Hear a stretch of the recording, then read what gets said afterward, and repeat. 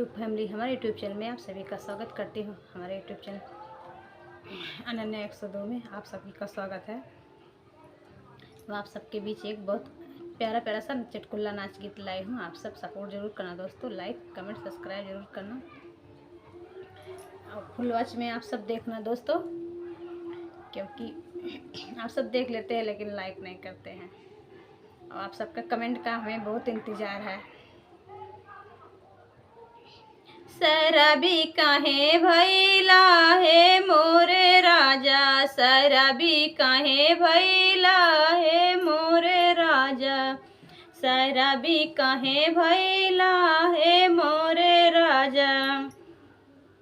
दरुआ तू पियला गजवा तू पियला, गजवा तू पियला दरुआ तू पियला, बोतल कहाँ फेंकला है मोरे राजा, बोतल कहाँ फेंकला है मोरे राजा।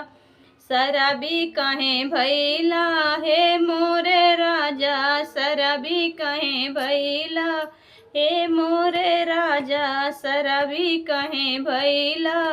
बीड़िया तू पियला सिगरेटवा तू पियला, बीड़िया तू पियला सिगरेटवा तू पियला, माचिस कहाँ फेंकला हे मोरे राजा, माचिस कहाँ फेंकला हे मोरे राजा। शराबी काहे भैला हे मोरे राजा, शराबी काहे भैला हे मोरे राजा।